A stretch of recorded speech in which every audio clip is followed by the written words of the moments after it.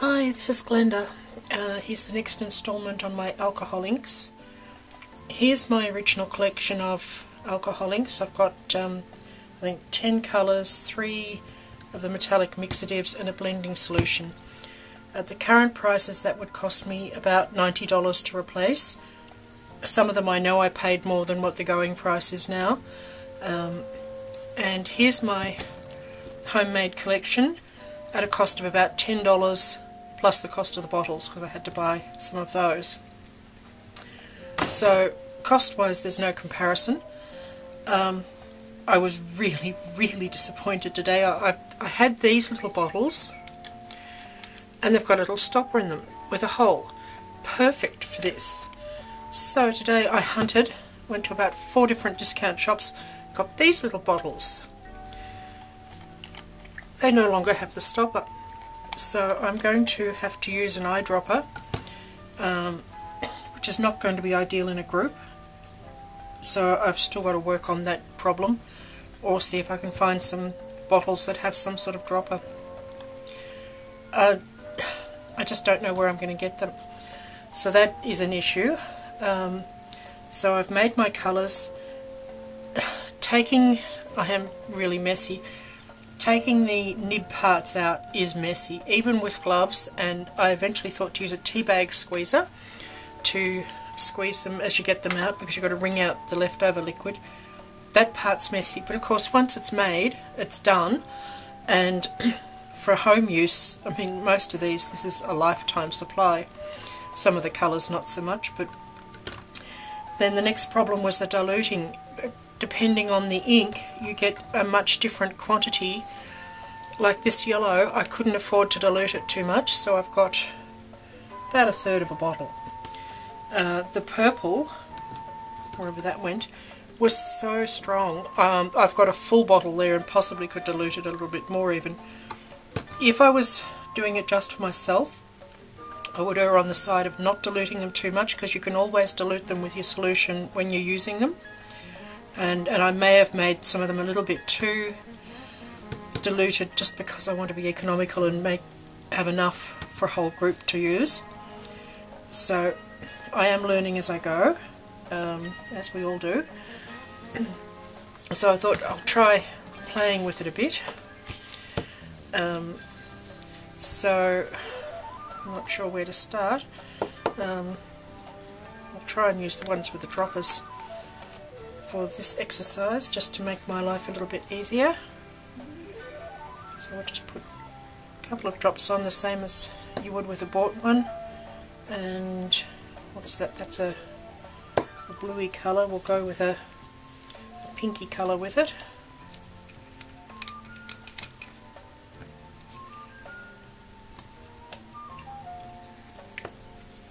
Except I've already dropped it, haven't I? And just dab it on. And that looks a lot like the sample I did before. I don't know what the odds are of choosing the same 2 colours.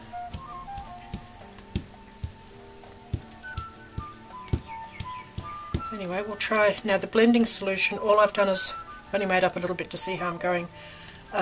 Just the straight alcohol with a few drops of glycerin in it, just to try and help give it a bit of, I don't know, thickness. So we'll put that on. The other thing that's expensive with alcohol inks is the glossy cardstock. This is photo paper. I'm not sure, some of the photo papers do not work at all. This one is Office Idea, and it's sold for photos, graphic arts. I think it also said report covers or something. You know, it's a general sort of glossy cardstock. But glossy cardstock in Australia, once again I don't know if it's the same everywhere, is hard to get, and when you do get it, it's expensive. So I'm just trying this. The other photo paper I tried really didn't give the same results. I suppose it's an interesting result. It's a different look, but certainly if you're using photo paper instead of glossy cardstock, it's different. But having said that, I quite like that. Anyway, put that aside.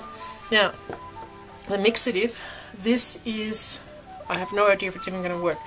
This is Rich Gold, Jo Sonja's matte fluid acrylic, and it's the metallic ones. So this is not in English. Anyway, it's a metallic acrylic paint, and I've mixed that with some more alcohol. We'll just see how we go. Don't want to squeeze out too much.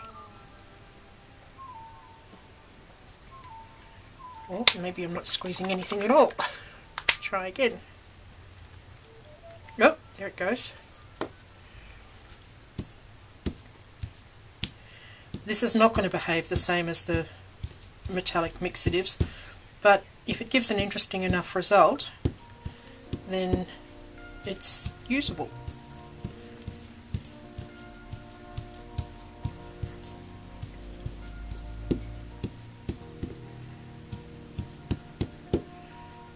I don't think I chose very well in my colours, but let's try adding some purple.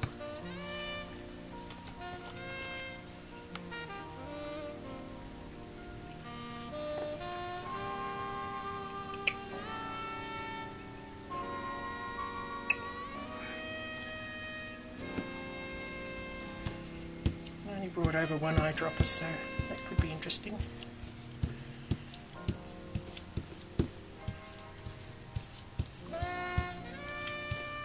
Giving it some more depth. Just get the lid back on that purple before I have a horrible accident. Which is the other disadvantage of not having the droppers in them. Okay, well, I mean it's pretty much behaving like alcohol ink behaves. So we'll try something different.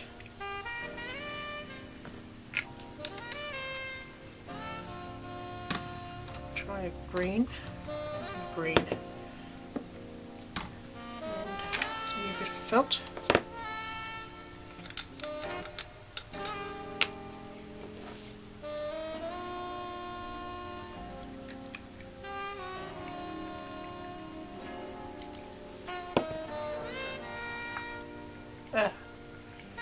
Okay, see, bought ones don't do that to you, so we will have to beware of dripping. Oops, which way have I gone?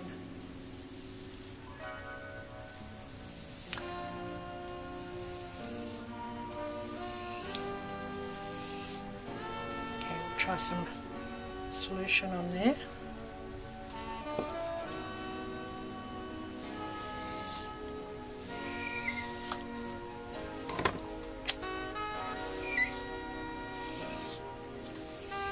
The other thing I thought we'll use is I've got quite a lot of laser transparencies, so we'll do quite a bit on that, I think, because it didn't cost me anything.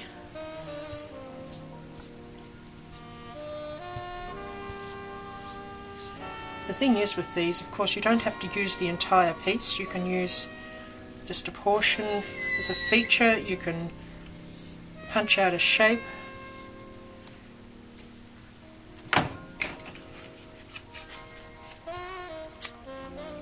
What else can we do to it? Add a bit of the metallic. We'll just try some swirls.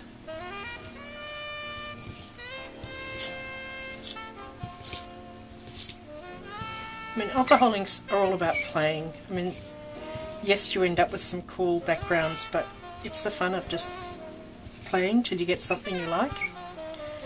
Anybody who's never used them, if you want some brilliant tutorials, Jennifer Maguire at 2 Peas in a Bucket on her Thinking Inking Week 5. It's just the be-all and end-all of alcohol inks. She covers pretty much everything. I'm getting the turning motion very well here, which I think is my photo paper at fault. Glossy cardstock is smoother to use.